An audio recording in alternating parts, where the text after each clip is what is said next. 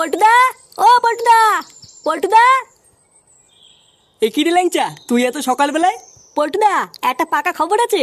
নে বাড়া, এত সকালবেলায় আবার পাকা খবর? কারোর কি পুঙা টুঙা মারা গেছে নাকি? আরে না গো পল্টুদা, কাল রাতে আমরা যে কান্নার আওয়াজটা পাচ্ছিলাম না, ওই একই আওয়াজ নাকি কাল রাতেও গ্রামের আরো 2-3টে বাড়ি শুনেছে। আর শুধু তাই নয়, গ্রামে কাল রাতে একটা বাড়িতে চুরিও হয়েছে। কান্নার আওয়াজ পেয়েছে, আবার চুরিও হয়েছে? কি লেওরা বলছিস বারবার? কিছুই তো বুঝতে পারছি না।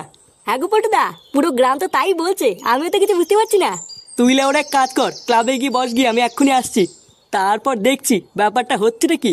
আচ্ছা পল্টুদা, তাড়াতাড়ি আসো।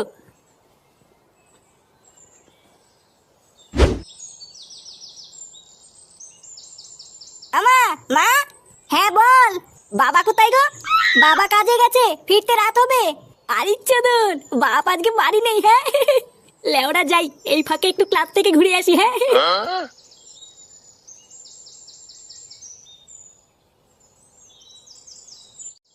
কি কি আলবাল বলছিস? হ্যাঁ গো পল্টুদা, পুরো গ্রামের লোকের কথা শুনে যা বুঝলাম, এটা তো তাই দাঁড়াচ্ছে। তার মানে কালকের ওটা কোনো ভূত ছিল না, ওটা একটা চোর ছিল, যে ভূত সে যে ভয় দেখি রাত্রেবেলায় চুরি করছে। এ কেন বাড়া, কালকে রাতে তো বারবার বললাম ওটা কোনো ভূত টুত না। বাড়ার বাল মিললে তো এখন আমার কথা। আচ্ছা পল্টুদা, ভূত সে যে চুরি করছে, মালটাকে হতে পারে বলো তো? লেওরা, ওটাই তো আমাদের এখন ধরতে হবে, যে মালটা কোন চোদ না। বাড়া, একবার যদি ওই মালটাকে আমি হাতের কাছে পাই না, ওর ছাটার কাঠ খুলে আমি সেই কাঠে পিকনিক করবো। তবে শোন, ওই চোদনাকে ধরার আমার কাছে হেভি একটা প্ল্যান আছে। কি প্ল্যান পল্টুদা? বাড়া, আজকে রাত্রেবেলায় তোরা রেডি থাকিস। আজকে সারা রাত ভোদার বালি পাড়াটাকে আমরা পাহারা দেবো। কোন চোদনার এত বড় সাহস, সেটা আজ রাতেই দেখবো। তুমি চাপ নিও না পল্টুদা, আমরা ঠিক সময় রাত্রেবেলায় চলে আসবো। হ্যাঁ, এবার শুধু রাত হওয়ার অপেক্ষা।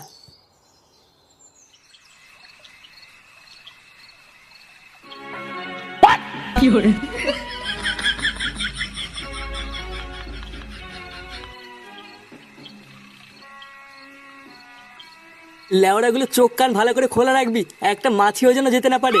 আরে হ্যাঁ বাড়া হ্যাঁ, চোখ কান লেওড়া সবই খোলা রাখছি, আর হাতে বাঁশও নিয়ে এসেছি সেটা ভাঙবো বলে।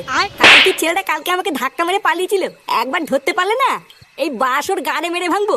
হ্যাঁ পল্টুদা, একবার দেখতে পারলে হয়, বাকিটা পুরো ইতিহাস করে দেবো। হ্যাঁ, মেরে গার ফাটিয়ে দিবি। ওই সরে বাচ্চাটা যে কে, আজকে আমাকে সেটা জানতেই হবে।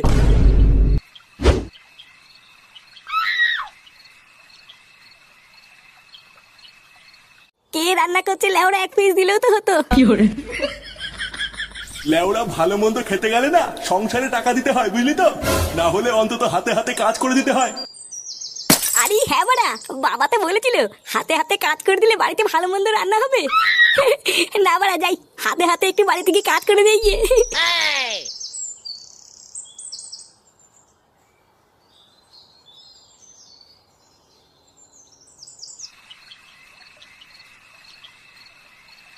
অয়ে অদগল আত্তে তেলে, আয়ে আম খাবো তুলি কোলে, অত্তইতে ইঁদুর থানা ভয়ে মলে।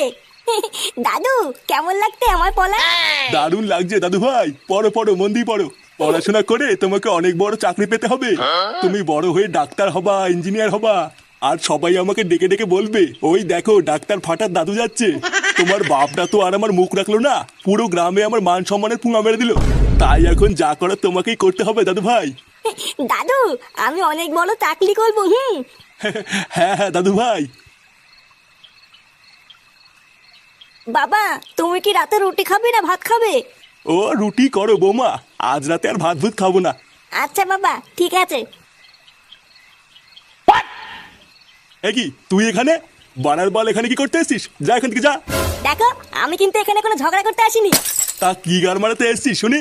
তুমি সকালে বলেছিলে যে হাতে হাতে কাজ করে দিলে বাড়িতে ভালো মন্দ রান্না হবে, তাই আমি ভাবছিলাম আজকের থেকে হাতে হাতে বাড়িতে কাজ করে দেবো।